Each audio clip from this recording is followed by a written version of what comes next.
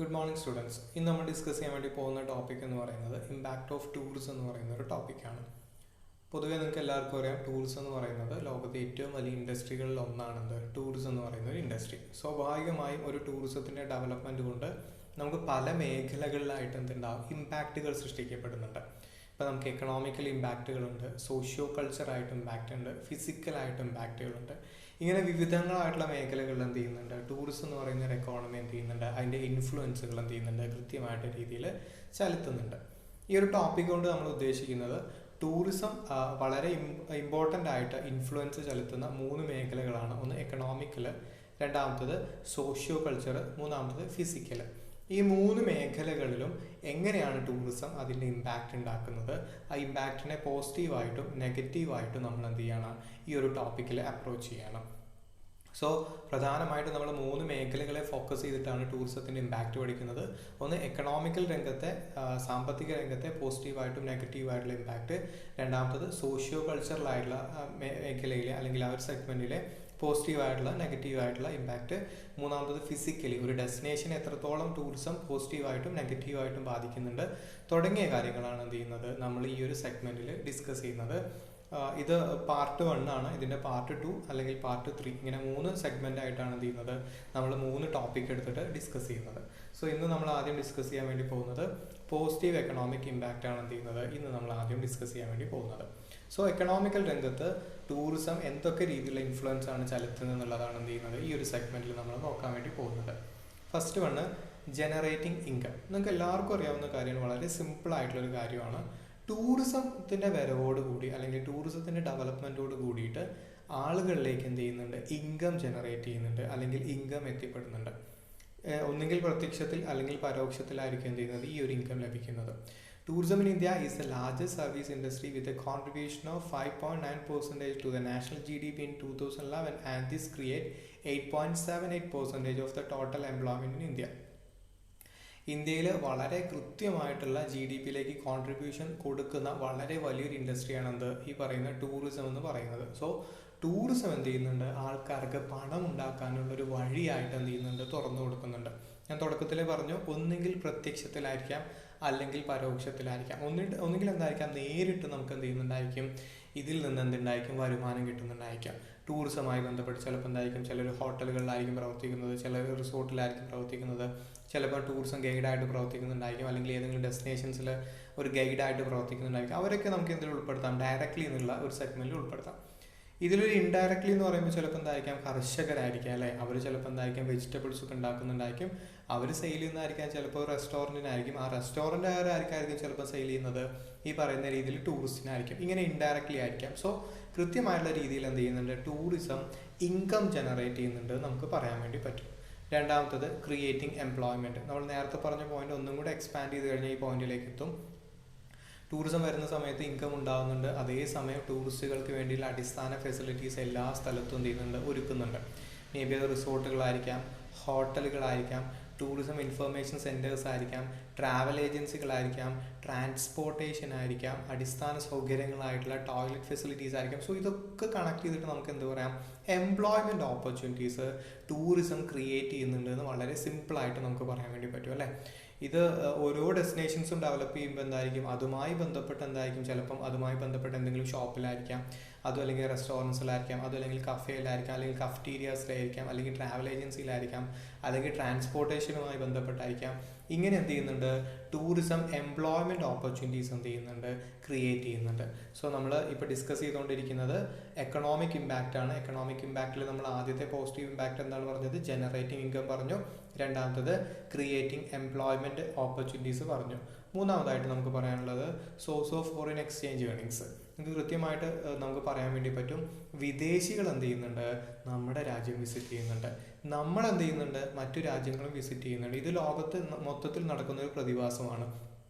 So സ്വാഭാവികമായിട്ടും ഒരു വിദേശി ഇന്ത്യയിലേക്ക് വരുന്ന സമയത്ത് അദ്ദേഹത്തിൻ്റെ രാജ്യത്തിൽ നിന്നുള്ള പണം കൊണ്ടാണ് എന്ത് ചെയ്യുന്നത്, നമ്മുടെ രാജ്യത്തിലേക്ക് വരുന്നത്. നമ്മൾ മറ്റു രാജ്യത്തിലേക്ക് പോകുന്ന സമയത്തും നമ്മുടെ രാജ്യത്തിലെ എമൗണ്ട് കൊണ്ടാണ് എന്ത് ചെയ്യുന്നത്, ആ രാജ്യത്തിലേക്ക് പോകുന്നത്.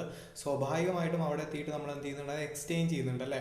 സോ ഇങ്ങനെ ആവുന്ന സമയത്ത് എന്താ സംഭവിക്കുന്നത് വെച്ച് കഴിഞ്ഞാൽ വിദേശ രാജ്യങ്ങളിലെ പണം എന്ത് ചെയ്യുന്നുണ്ട്, നമ്മുടെ രാജ്യത്തിലേക്ക് എത്തുന്നുണ്ട്. ഈ ഒരു പോയിന്റിനെ നമ്മൾ source of foreign exchange earnings എന്ന് പറയുന്നത്. വിദേശ നാണ്യ വിനിമയം എന്നുള്ളതാണ് അതിൻ്റെ ഒരു എക്സാക്ട് മലയാളം വേർഡ്. വിദേശ രാജ്യങ്ങളിൽ നിന്ന് ആൾക്കാർ നമ്മുടെ രാജ്യം വിസിറ്റ് ചെയ്യാൻ വരുമ്പോൾ അവർ ഓട്ടോമാറ്റിക്കലി എന്ത് ചെയ്യും, ഇവിടെ പണം ചെലവഴിക്കാൻ തുടങ്ങും. ഒന്നുകിൽ എന്തിനു വേണ്ടിയിട്ടായിരിക്കാം, റിസോർട്ടുകൾക്കും ഹോട്ടലുകൾക്കും വേണ്ടിയിട്ടായിരിക്കാം, അതും അല്ലെങ്കിൽ മറ്റ് എൻ്റർടൈൻമെൻറ്റ് ഫെസിലിറ്റീസിന് വേണ്ടിയിട്ടായിരിക്കാം, അതും അല്ലെങ്കിൽ അവരുടെ പർച്ചേസുമായി ബന്ധപ്പെട്ടായിരിക്കാം. സോ ഇങ്ങനെയൊക്കെ എന്ത് ചെയ്യുന്നുണ്ട്, വിദേശ നാണ്യങ്ങൾ എന്ത് ചെയ്യുന്നുണ്ട്, ഇന്ത്യൻ എക്കോണമിയിലേക്ക് എത്തുന്നുണ്ട്. സോ മൂന്നാമത്തെ പോസിറ്റീവ് ഇമ്പാക്റ്റ് പറയുന്നത് source of foreign exchange earnings എന്നുള്ളതാണ്. നാലാമത്തെ പോയിന്റ് നമുക്ക് പറയാനുള്ളത് ഡെവലപ്പിംഗ് ഇൻഫ്രാസ്ട്രക്ചർ ആണ്. നമ്മൾ നേരത്തെ പറഞ്ഞതൊക്കെ കണക്ട് ചെയ്ത് പറയാൻ പറ്റുന്ന പോയിന്റാണ്. ഏതെങ്കിലും ഒരു ടൂറിസം ഡെസ്റ്റിനേഷൻ ഡെവലപ്പായിട്ട് വരുമ്പോൾ ആ ടൂറിസം ഡെസ്റ്റിനേഷനിലേക്ക് ടൂറിസ്റ്റുകൾക്ക് എത്താൻ വേണ്ടിയിട്ടുള്ള ട്രാൻസ്പോർട്ടേഷൻ ഡെവലപ്പായിട്ട് വരുന്നുണ്ട്. അടിസ്ഥാന സൗകര്യങ്ങളായിട്ടുള്ള ടോയ്ലറ്റ് പോലെയുള്ള കാര്യങ്ങൾ എന്ത് ചെയ്യുന്നുണ്ട്, ഡെവലപ്പ് ചെയ്ത് വരുന്നുണ്ട്. റിസോർട്ടുകൾ വരുന്നുണ്ട്, ഹോട്ടലുകൾ വരുന്നുണ്ട്, അല്ലെങ്കിൽ ഈ പറയുന്ന ബേസിക് ആയിട്ടുള്ള ഇലക്ട്രിസിറ്റി പോലെയുള്ള കാര്യങ്ങൾ വരുന്നുണ്ട്. അതോടൊപ്പം ഈ പറയുന്ന രീതിയിൽ എന്തായിരിക്കാം, ചിലപ്പോൾ ആൾക്കാർക്ക് കുടിക്കാൻ വേണ്ടിയുള്ള വെള്ളമായിരിക്കാം. അങ്ങനെ അടിസ്ഥാന സൗകര്യങ്ങൾ എന്ത് ചെയ്യുന്നുണ്ട്, വളരെ കൃത്യമായിട്ട് എന്ത് ചെയ്യുന്നുണ്ട്, വികസിച്ച് വരുന്നുണ്ട്. ആൾക്കാർക്ക് വിശ്രമിക്കാനുള്ള കേന്ദ്രങ്ങളായിരിക്കാം, അല്ലെങ്കിൽ ഇരിപ്പിടങ്ങളായിരിക്കാം, റോഡുകളുടെ ശോചനീയാവസ്ഥയിൽ നിന്നുള്ള ഡെവലപ്മെൻ്റ് ആയിരിക്കാം, അതും അല്ലെങ്കിൽ ഹെൽത്ത് കെയർ ഫെസിലിറ്റീസ് ആയിരിക്കാം. ഇങ്ങനെ അടിസ്ഥാന സൗകര്യങ്ങളുടെ വികസനം ടൂറിസമായിട്ട് എന്ത് ചെയ്യുന്നുണ്ട്, നമുക്ക് ബന്ധപ്പെടുത്തി പറയാൻ വേണ്ടി പറ്റുന്നതാണ്.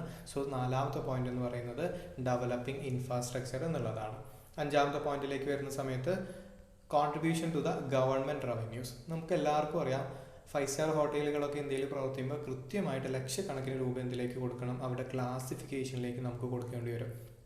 ഹോട്ടൽ പ്രവർത്തിക്കുന്ന സമയത്ത്, റിസോർട്ടുകൾ പ്രവർത്തിക്കുന്ന സമയത്ത് ഈ പറയുന്ന സുവനീർ ഷോപ്പുകൾ, അതായത് നമ്മൾ ഏതെങ്കിലും ഡെസ്റ്റിനേഷനിൽ പോകുന്ന ചെറിയ ചെറിയ ഷോപ്പുകളായാലും ശരി, ഇങ്ങനെ ഏത് മേഖല എടുത്തു കഴിഞ്ഞാലും അവരൊക്കെ എന്ത് ചെയ്യുന്നുണ്ട്, ടാക്സസുകളായിട്ട് എന്ത് ചെയ്യുന്നുണ്ട്, ഒരു എമൗണ്ട് എന്ത് ചെയ്യുന്നുണ്ട്, ഗവൺമെൻറ്റിലേക്ക് കൊടുക്കുന്നുണ്ട്. യൂസർ ഫീസ് ആയിരിക്കാം, ചിലപ്പോൾ ഇൻകം ടാക്സ് ആയിരിക്കാം, ചിലപ്പോൾ ടാക്സസ് ഓൺ സെയിൽസ് ആയിരിക്കാം, അല്ലെങ്കിൽ റെൻ്റ് ആയിരിക്കാം, അല്ലെങ്കിൽ റീക്രിയേഷൻ എക്യുപ്മെൻറ്റ്സ്, നമ്മൾ ഈ പറയുന്ന പോലെ ആഡംബര നികുതികളൊക്കെ കൊടുക്കുന്നതായിരിക്കാം. ഇങ്ങനെ പ്രത്യക്ഷമായിട്ടോ പരോക്ഷമായിട്ടോ എന്ത് ചെയ്യുന്നുണ്ട്, നമ്മൾ ഗവൺമെൻറ്റിലേക്ക് ഒരു കോൺട്രിബ്യൂഷൻ കൊടുക്കുന്നുണ്ട്. സോ സ്വാഭാവികമായിട്ടും ഈ ഒരു ഗവൺമെൻറ്റിലേക്ക് ഒരു കോൺട്രിബ്യൂഷൻ എന്ന് പറയുന്നത് എന്താണ്, സ്വാഭാവികമായിട്ട് ചിന്തിക്കുമെന്ന രാജ്യത്തിൻ്റെ വളർച്ചയിലേക്കാണ് നയിക്കുന്നത്. ഈ ഇന്ത്യ മഹാരാജ്യത്ത് വന്ന എല്ലാ ഗവൺമെൻറ്റുകളും ഭരിക്കുന്നത് ആരുടെ പണം കൊണ്ടാണ്, ജനത്തിൻ്റെ പണം കൊണ്ടാണ്. മറിച്ച് പ്രത്യേകിച്ച് അവരെന്തെങ്കിലും കയ്യിൽ പിടിച്ചു വരുന്നതോ പ്രത്യേകിച്ച് അവരെന്തുകൊണ്ട് തിരിച്ചു പോകുന്നതല്ല. ഓരോ കാലഘട്ടത്തിലും ജനങ്ങൾ നികുതി കൊടുത്തിട്ട് ആ നികുതി പണം കൊണ്ടാണ് എന്ത് ചെയ്യുന്നത്, ഓരോ ഗവൺമെൻറ്റുകളും ഭരിക്കുന്നത്. വളരെ പോസിറ്റീവായിട്ട് ചിന്തിക്കുകയാണെങ്കിൽ നികുതി പണം രാജ്യത്തിൻ്റെ നന്മയ്ക്ക് വേണ്ടിയിട്ട് ഉപയോഗിക്കുകയാണെങ്കിൽ എന്താണ്, നമുക്ക് ഓട്ടോമാറ്റിക്കലി എന്ത് ചെയ്യാൻ പറ്റും, രാജ്യത്തിൻ്റെ ഡെവലപ്മെൻറ്റ് കാണാൻ വേണ്ടി പറ്റും. സോ അഞ്ചാമത്തെ പോയിന്റ് എന്ന് പറയുന്നത് contributions to government revenues. So നമ്മൾ ആദ്യം ഡിസ്കസ് ചെയ്തത് പോസിറ്റീവ് ഇമ്പാക്റ്റ് ആണ്. പോസിറ്റീവ് എക്കണോമിക് ഇമ്പാക്റ്റിൽ 5 പോയിന്റ്സുകളാണ് നമ്മൾ പറഞ്ഞത്. ഒന്ന് ജനറേറ്റിംഗ് ഇൻകം, രണ്ടാമത്തത് ക്രിയേറ്റിംഗ് എംപ്ലോയ്മെൻറ്റ് ഓപ്പർച്യൂണിറ്റീസ്, മൂന്നാമത്തത് source of foreign exchange earnings, നാലാമത്തത് ഡെവലപ്പിംഗ് ഇൻഫ്രാസ്ട്രക്ചർ, അഞ്ചാമത്തത് കോൺട്രിബ്യൂഷൻ ടു ഗവൺമെൻറ് റവന്യൂസ്. ഇനി നമുക്ക് ഡിസ്കസ് ചെയ്യാനുള്ളത് നെഗറ്റീവ് എക്കണോമിക്കൽ ഇമ്പാക്റ്റ് ആണ്. ഏതൊരു കാര്യത്തിനും എന്ത് ചെയ്യുന്നുണ്ട്, പോസിറ്റീവ് നെഗറ്റീവ് വശങ്ങളുണ്ട്. സോ നമുക്ക് എന്ത് ചെയ്യാം, ഇനി നെഗറ്റീവ് എക്കണോമിക്കൽ ഇമ്പാക്റ്റ് ഡിസ്കസ് ചെയ്യാം. ഫസ്റ്റ് പോയിന്റ് എന്ന് പറയുന്നത് it is economic leakages. It is refers to the process through the which tourism receipt are withdrawn or leave the destination economy. This happened due to the reasons such as foreign capital investment in the tourism and the profit is taken to their country. വളരെ simple ആയിട്ട് economic leakage എന്ന് വെച്ച് കഴിഞ്ഞാൽ സാമ്പത്തിക ശോഷണം എന്നൊക്കെയാണ് അതിൻ്റെ ഒരു exact Malayalam word വരുന്നത്. ഇപ്പോൾ ചെയിൻ ഹോട്ടൽസുകളുണ്ട്, ഇപ്പോൾ മാരിയോട്ട് ഉണ്ട്, മെറീഡിയൻ ഉണ്ട്, അതും അല്ലെങ്കിൽ പറയുകയാണെങ്കിൽ ഹിൽട്ടൺ ഉണ്ട്, ഷെരാട്ടൺ ഉണ്ട്, ഹൈസിന്ത് ഉണ്ട്, അങ്ങനെ ഒരുപാട് ഇൻ്റർനാഷണൽ ചെയിൻ ഹോട്ടൽസുകളൊക്കെ ഉണ്ട്. അവരൊക്കെ ഇന്ത്യയിൽ വന്നിട്ട് എന്ത് ചെയ്യുന്നുണ്ട്, അവരുടെ ഹോട്ടലുകൾ തുറക്കുന്നുണ്ട്. സ്വാഭാവികമായിട്ടും അവർ ഇന്ത്യൻ എക്കോണമിയിൽ ഒന്ന് തുറക്കുന്നു, അവർ ഗസ്റ്റിന് വേണ്ടിയുള്ള സർവീസസ് എല്ലാം ഓഫർ ചെയ്യുന്നു, അവർ ഗസ്റ്റിന് റൂമുകൾ സെയിൽ ചെയ്യുന്നു, വരുമാനം ഉണ്ടാക്കുന്നു. ആ വരുമാനം അവർ പിന്നീട് എന്ത് ചെയ്യുന്നില്ല, ഇന്ത്യൻ എക്കോണമിയിലല്ല ഇൻവെസ്റ്റ് ചെയ്യുന്നത്, മറിച്ച് അവരുടെ രാജ്യം ഏതാണോ ആ രാജ്യത്തിലേക്കാണ് കൊണ്ടുപോകുന്നത്. സോ ഇവിടെ എന്ത് നടക്കുന്നുണ്ട്, എക്കണോമിക്കലായിട്ടുള്ള ലീക്കേജസ് അല്ലെങ്കിൽ സാമ്പത്തിക ശോഷണം എന്ത് ചെയ്യുന്നുണ്ട്, നടക്കുന്നുണ്ട്. കിട്ടുന്ന ലാഭം എന്ത് ചെയ്യുന്നില്ല, പിന്നീട് ആ രാജ്യത്തിൽ തന്നെ എന്ത് ചെയ്യുന്നില്ല, വളരെ കൃത്യമായിട്ട് ഇൻവെസ്റ്റ്മെൻറ്റ് ചെയ്യുന്നില്ല, മറിച്ച് എന്താണ് ചെയ്യുന്നത്, അവരുടെ രാജ്യത്തിലേക്ക് കൊണ്ടുപോവുകയാണ്. ഇത് ആ രാജ്യത്തിൻ്റെ ഡെവലപ്മെൻറ്റിന് എന്തെങ്കിലും വഴിവെക്കോ, ഇല്ല. ഈ പോയിന്റിനെയാണ് നമ്മൾ എന്ത് പറയുന്നത്, എക്കണോമിക് ലീക്കേജസ് എന്ന് പറയുന്നത്. രണ്ടാമത്തത് ഇൻഫ്ലേഷൻ എന്ന് പറയുന്ന ഒരു പോയിന്റാണ്. It is a phenomena happening out of tourism development at a particular region where the prices of land and other commodities is increased, either creating an artificial demand or taking the advantage of the high spending capacity of the tourist. ടൂറിസ്റ്റുകൾ വരുന്ന സമയത്ത് ആരും ഒരു പൈസ ഇല്ലാതെ എന്താ പറയുക വളരെ എന്താ പറയുക ചിലവ് ചുരുക്കി അങ്ങനെ ഇല്ല എന്നല്ല ഞാൻ പറയുന്നത് കേട്ടോ. ബട്ട് ഇന്റർനാഷണൽ ട്രാവലിൻ്റെ കേസിലൊക്കെ പൊതുവെ എന്ത് ചെയ്യാറുണ്ട്, വളരെ വലിയ രീതിയിൽ പണം ചെലവഴിക്കാനുള്ള ഒരു കപ്പാസിറ്റിയോട് കൂടിയിട്ടാണ് ഇപ്പോൾ യൂറോപ്യൻ കോണ്ടിനെന്റിൽ നിന്നൊക്കെ ഇന്ത്യയിലേക്കൊക്കെ ആൾക്കാർ വരുന്നത്. ഇവർ വലിയ രീതിയിൽ പണം ചെലവഴിക്കാൻ ഉള്ള കപ്പാസിറ്റി അവർക്ക് ഉണ്ടാകുമ്പോൾ സ്വാഭാവികമായിട്ടും ആൾക്കാർ എന്ത് വിചാരിക്കും, ഇത് കുറച്ച് വില കൂട്ടി വിറ്റ് കഴിഞ്ഞാൽ വാങ്ങാൻ ആളുണ്ടെന്ന് വിചാരിക്കും. ഇതെന്തുണ്ടാക്കുന്നുണ്ട്, കൃത്രിമമായിട്ടുള്ളൊരു വിലക്കയറ്റം ഉണ്ടാക്കുന്നതിന് വളരെ വലിയ സാധ്യതകൾ മുന്നോട്ട് വയ്ക്കുന്നുണ്ട്. കാരണം 50 രൂപയ്ക്ക് കിട്ടുന്ന ഒരു വസ്തു 150 രൂപ വിറ്റ് കഴിഞ്ഞാലും ടൂറിസ്റ്റുകൾ വാങ്ങുന്നുള്ളൊരു ചിന്തയുണ്ടെങ്കിൽ അത് വിൽക്കുന്ന ആൾ വില കുറയ്ക്കാൻ എന്തെങ്കിലും സാധ്യതയുണ്ടോ? ഇല്ല. സോ സ്വാഭാവികമായിട്ടും ഇത് ലാൻഡിനായാലും കമ്മോഡിറ്റീസിനായാലും വസ്തുക്കൾക്കായാലും ഒക്കെ എന്ത് ചെയ്യുന്നുണ്ട്, വില കൃത്രിമമായിട്ട് ഉയർത്തുന്നതിന് എന്ത് ചെയ്യുന്നുണ്ട്, ഈ പറയുന്ന ടൂറിസം എന്ത് ചെയ്യുന്നുണ്ട്, കാര്യമാകുന്ന അല്ലെങ്കിൽ ഒരു കാരണമായിട്ട് വരുന്നുണ്ട്. ഇതാണ് അതിൻ്റെ രണ്ടാമത്തെ പോയിന്റ്. മൂന്നാമത്തെ പോയിന്റ് എന്ന് പറയുന്നത് സീസണൽ എംപ്ലോയ്മെന്റ് എന്ന് പറയുന്ന ഒരു പോയിന്റാണ്. ടൂറിസത്തിന് 2 സീസൺസ് ഉണ്ട് എന്നുള്ളത് നമ്മൾ മുമ്പത്തെ ക്ലാസ്സുകളിൽ ഡിസ്കസ് ചെയ്തതാണ്. ഒന്ന് പീക്ക് സീസൺ, രണ്ടാമത്തത് ഓഫ് സീസൺ. പിന്നെ അതിൽ നമ്മൾ ടെക്നിക്കലി ഈ ട്രാവൽ ഏജൻസി രംഗത്തൊക്കെ ഉപയോഗിക്കുന്ന സീസണാണ് ഹൈ പീക്ക് സീസൺ എന്ന് പറയുന്നത്. ഏത് ഡെസ്റ്റിനേഷൻ എടുത്താലും അതിനൊരു പീക്ക് സീസൺ ഒരു ഓഫ് സീസൺ ഉണ്ടായിരിക്കും.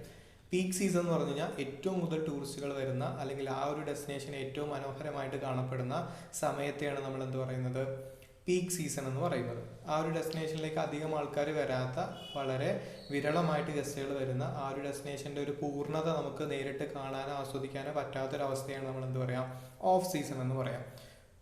നിങ്ങളൊരു വാട്ടർഫാൾ എടുക്കും, ആ വാട്ടർഫാളിൽ നന്നായിട്ട് വെള്ളം ഉള്ള സമയത്തായിരിക്കും എന്ത് ചെയ്യുന്നത്, ഏറ്റവും കൂടുതൽ ആൾക്കാർ വരുന്നത് അല്ലേ. വെള്ളമൊന്നും ഒഴുകാനില്ല, വളരെ കുറച്ച് വെള്ളം ഉള്ളെങ്കിൽ അങ്ങോട്ട് ആരെങ്കിലും വരുമോ? ഇല്ല. ഇതേ പറഞ്ഞ പോലെ തന്നെയാണ് ഈ ലോകത്ത് ഏത് ഡെസ്റ്റിനേഷൻസ് എടുത്തു കഴിഞ്ഞാലും അതിലൊരു സീസണലായിട്ടുള്ളൊരു എന്താ പറയുക ടൈമിംഗ് ഉണ്ടായിരിക്കും. ചിലപ്പോൾ എന്തായിരിക്കാം, രാവിലെ ആയിരിക്കാം, ചിലപ്പോൾ വൈകുന്നേരം ആയിരിക്കാം, ചിലപ്പോൾ ഒരു നിശ്ചിത സമയമായിരിക്കും. ഇപ്പോൾ കുളു മണാലിയൊക്കെ നമ്മൾ എടുക്കുന്ന സമയത്ത് നമ്മൾ പറയാറുണ്ട് നവംബർ ലാസ്റ്റ്, ഡിസംബർ, ജനുവരി, ഫെബ്രുവരി അവസാനം എന്നൊക്കെ എന്ത് ചെയ്യാറുണ്ട്, നമ്മൾ അതിൻ്റെ സീസണായിട്ട് പറയാറുണ്ട്. ഈ പറയുന്ന പോലെ സീസൺ ബേസിലായിട്ടാണ് എന്ത് ചെയ്യുന്നത്, ടൂറിസം എംപ്ലോയ്മെന്റ് ഓപ്പർച്യൂണിറ്റീസ് ക്രിയേറ്റ് ചെയ്യുന്നത്. നമ്മൾ ജസ്റ്റ് ഒന്ന് മൂന്നാർ വരെ പോയി കഴിഞ്ഞാൽ മതി. മൂന്നാർ സീസണിലൊക്കെ സ്വാഭാവികമായിട്ടും എല്ലാ ഹോട്ടൽസുകളും എന്തായിരിക്കും, ഫുൾ ഫ്ലഡ്ജായിട്ട് നല്ല രീതിയിൽ വർക്ക് ചെയ്യുന്നുണ്ടായിരിക്കും. എന്നാൽ ഓഫ് സീസണിലേക്ക് വരുന്ന സമയത്ത് എന്തായിരിക്കും, വളരെ കുറച്ച് ഗസ്റ്റുകളെ ഉണ്ടായിരിക്കുള്ളൂ. സ്വാഭാവികമായിട്ട് നമുക്ക് 10-15 സ്റ്റാഫ് ഉണ്ടായിരുന്നതിനെ നിലനിർത്തി പോകാൻ പറ്റില്ല. അതുകൊണ്ട് തന്നെ വളരെ കുറച്ച് പേരെ നിലനിർത്തി പോകാനേ പറ്റുള്ളൂ. സോ എന്ത് ചെയ്യുന്നുണ്ട്, എംപ്ലോയ്മെന്റ് എന്നൊരു ഫ്ലക്ച്വേഷൻ വരുന്നുണ്ട്. സീസൺ സമയത്ത് നമുക്ക് ഒരുപാട് എംപ്ലോയ്മെന്റ് ഓപ്പർച്യൂണിറ്റീസ് കിട്ടുന്നുണ്ട്. എന്നാൽ ഓഫ് സീസൺ സമയത്ത് എന്ത് കിട്ടുന്നില്ല, നമുക്ക് അത്രത്തോളം ഒന്നും ഈ പറയുന്ന എംപ്ലോയ്മെന്റ് ഓപ്പർച്യൂണിറ്റീസ് ക്രിയേറ്റ് ചെയ്യാൻ വേണ്ടി പറ്റുന്നത്. സോ സ്വാഭാവികമായിട്ട് നമുക്ക് എന്ത് പറയാം, ഇതൊരു സീസണൽ എംപ്ലോയ്മെന്റ് ആണ് ടൂറിസത്തിന് കൊടുക്കാൻ വേണ്ടി പറ്റുന്നതെന്ന് പറയാം. ഇതാണ് നമുക്ക് മൂന്നാമതായിട്ട് പറയാനുള്ളത്. ഈ 3 പോയിന്റാണ് എക്കണോമിക്കലായിട്ടുള്ള നെഗറ്റീവ് ഇമ്പാക്റ്റ് ആയിട്ട് നമുക്ക് പറയാനുള്ളത്. എക്കണോമിക് ലീക്കേജസ്, സാമ്പത്തിക ശോഷണം, ഇൻഫ്ലേഷൻ, കൃത്രിമമായിട്ട് വസ്തുക്കൾക്ക് വില വർദ്ധിക്കുന്ന അവസ്ഥ. മൂന്നാമത്തത് സീസണൽ എംപ്ലോയ്മെന്റ്, അതായത് സീസൺ അനുസരിച്ചാണ് എന്ത് ചെയ്യുന്നത്, എംപ്ലോയ്മെന്റിന്റെ സാധ്യത എന്ന് പറയുന്നത്. ഈ 3 പോയിന്റുകളാണ് എന്ത് ചെയ്യുന്നത്, ഇതുമായി ബന്ധപ്പെട്ട് നമുക്ക് ഡിസ്കസ് ചെയ്യാനുള്ളത്. അത് നമ്മൾ ഡിസ്കസ് ചെയ്ത് കഴിഞ്ഞു. സോ തുടക്കം മുതൽ ഒന്നുകൂടെ ബ്രീഫ് ചെയ്യുകയാണെങ്കിൽ ഇന്ന് നമ്മൾ ഡിസ്കസ് ചെയ്തത് ഇമ്പാക്ട് ഓഫ് ടൂറിസം ആണ്. 3 മേഖലകൾ കണക്ട് ചെയ്തിട്ടാണ് നമ്മൾ ഇമ്പാക്ട് ഓഫ് ടൂറിസം പറയാനുള്ളത്. ഒന്ന് എക്കണോമിക് ഇമ്പാക്ട്, രണ്ടാമത്തത് സോഷ്യോ കൾച്ചറൽ ഇമ്പാക്ട്, മൂന്നാമത്തത് physical impact. So positive economic ഇമ്പാക്റ്റിൽ നമ്മൾ പറഞ്ഞ പോയിന്റ് ജനറേറ്റിംഗ് ഇൻകം പറഞ്ഞു, രണ്ടാമത്തത് ക്രിയേറ്റിംഗ് എംപ്ലോയ്മെന്റ് ഓപ്പർച്യൂണിറ്റീസ് പറഞ്ഞു, മൂന്നാമത്തത് source of foreign exchange earnings പറഞ്ഞു, നാലാമത്തത് ഡെവലപ്പിംഗ് ഇൻഫ്രാസ്ട്രക്ചർ പറഞ്ഞു, അഞ്ചാമത്തത് കോൺട്രിബ്യൂഷൻ ടു ഗവൺമെന്റ് റവന്യൂസ് പറഞ്ഞു. അതിനുശേഷം നമ്മൾ നെഗറ്റീവ് എക്കണോമിക് ഇമ്പാക്റ്റ് ആണ് പറഞ്ഞത്. ഒന്ന് എക്കണോമിക് ലീക്കേജസ് പറഞ്ഞു, രണ്ടാമത്തത് ഇൻഫ്ലേഷൻ പറഞ്ഞു, മൂന്നാമത്തത് സീസണൽ എംപ്ലോയ്മെന്റ് പറഞ്ഞു. ഈ കാര്യങ്ങളാണ് എന്ത് ചെയ്യുന്നത്, നമുക്ക് ആദ്യത്തെ പാർട്ടിൽ ഡിസ്കസ് ചെയ്യാനുള്ളത്. നെക്സ്റ്റ് ക്ലാസ്സിൽ നമുക്ക് എന്ത് ചെയ്യാം, ഇതിൻ്റെ പാർട്ട് 2 എന്ത് ചെയ്യാം, ഡിസ്കസ് ചെയ്യാം. ഹോപ്പ്ഫുള്ളി നിങ്ങൾക്ക് മനസ്സിലായെന്ന് വിചാരിക്കുന്നു. എന്തെങ്കിലും ഡൗട്ട്സും കാര്യങ്ങളും ഉണ്ടെങ്കിൽ ചോദിച്ച് ക്ലിയർ ചെയ്ത് പോകാം. Thank you so much.